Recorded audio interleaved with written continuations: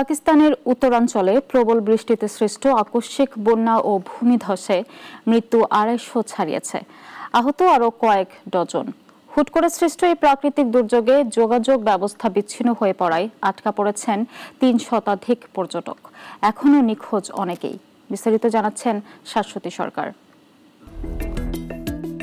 পাকিস্তানের খাইবার পাখতুনখোয়া, গিলগিট বালতিস্তান এবং আজাদ কাশ্মীর অঞ্চলে ভয়াবহ বন্যা ও ভূমিধসে ব্যাপক ক্ষয়ক্ষতি হয়েছে।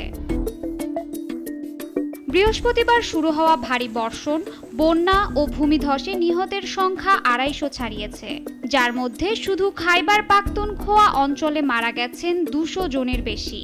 গিলগিট বালতিস্তানে ১২ জন এবং আজাদ কাশ্মীরে প্রাণ গেছে ১৯ জনের।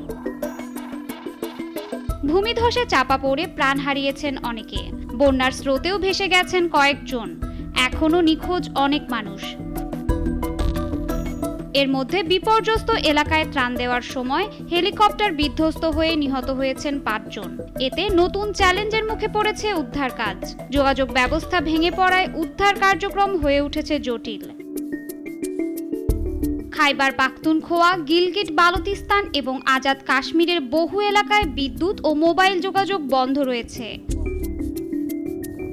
বালতিস্তান ও সাদপাড়া সড়কের যোগাযোগ বিচ্ছিন্ন হওয়ায় আটকা পড়েছেন ৩ শতাধিক পর্যটক। দেশটির জাতীয় দুর্যোগ ব্যবস্থাপনা কর্তৃপক্ষ জানিয়েছে, ২৬ জুন থেকে শুরু হওয়া তীব্র বৃষ্টিতে শিশুসহ পাকিস্তানে এখন পর্যন্ত ৫০০-র বেশি মানুষ মারা গেছেন। আহত হয়েছেন ৭৬৮ জন। উদ্ধার তৎপরতা জোরদার করতে সেনাবাহিনীও কাজ করছে। শাশ্বতী সরকার, নাগরিক।